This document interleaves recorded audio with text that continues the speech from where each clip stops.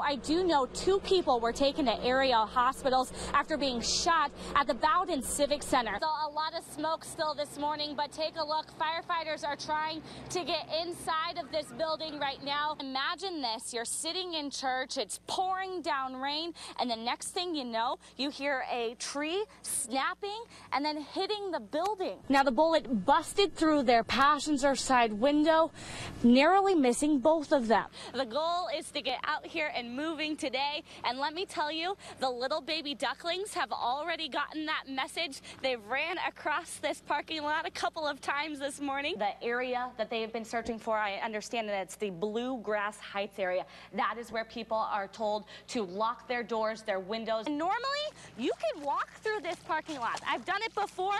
I can barely even get to the middle of it right now. I am getting a first look at what these pork butts look like. Oh my goodness, oh man, that is 50 pork butts. That's just a small taste of what you're gonna see out here this evening. Hear that sizzle? That's a sign of what this couch is made of. We like to say you're sitting on comfortable gasoline. That's right. As nice as those big comfy couches are, they're made of petroleum-based products, essentially fuel for a fire. Modern day furniture, because of what is made out of petroleum-based products, they tend to burn faster and release heat quicker. We put that to test. Couch 1 was made of more legacy materials like cotton and wool. Couch 2, more modern, all synthetic. The burns were completely different. Smoke was churning out more aggressively than it was on the last fire because the amount of heat that was being released was much higher. Couch 2, that modern one you find in a lot of homes these days, burned significantly hotter. So much so, we had to move back. But what does that mean for you? If this room was full of other furniture, obviously that heat would have radiated over, caught the other materials on fire much quicker. And the even bigger problem? The time to escape a fire has shortened up tremendously. A scary reality, especially since recent research shows 85% of all U.S. fire deaths occur in the home.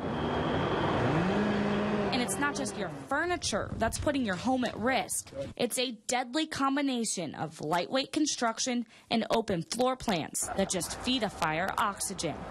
The result? House fires that burn 8 times faster. We have to look at a better way to meet the hazard that we're creating in this desirable built environment.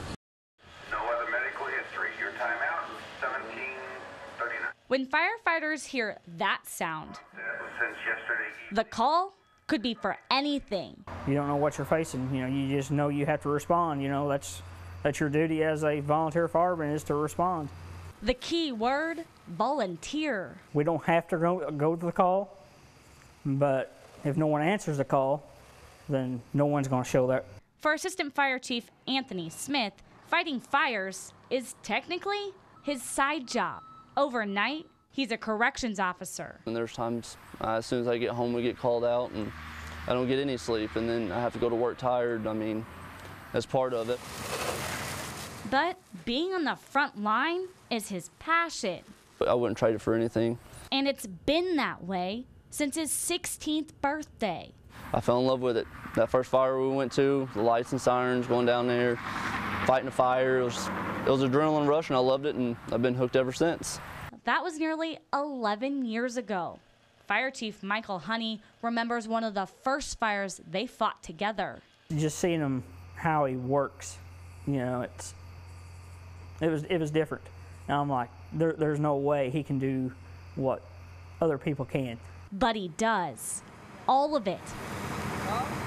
With just one hand. The cord got wrapped around my hand or my wrist area whenever I was in my mom's stomach, and it ended up cutting my hand off, and I was born that way. Anthony says it's just part of who he is. That's what everybody knows me as, is the kid with one arm.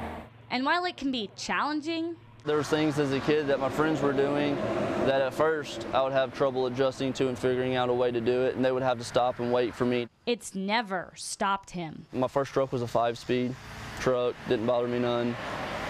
I mean, everything that I've done, I didn't want any modifications for me. I would just figure out a way to do it. Like fighting fires, typically a job for two hands. He can do anything that anyone else in here can do, and probably better. If you set your mind to it and you have a determination, you can do whatever you want to do. A lesson he applies on every call. Station Authority 312. Because when the tones sound, it can be a matter of life or death. If I just save one person's life while I'm on this fire department, I'm happy. I don't need anything else. I don't care about money or anything. As long as I can save someone's life or help someone, that's all I want. Those tones will always sound, and that's why volunteer fire departments across the heartland need more people like Anthony. For more information about what it takes and how to get involved, visit our website at kfes12.com. Live, local, late breaking, Nichole Cartmell, Heartland News.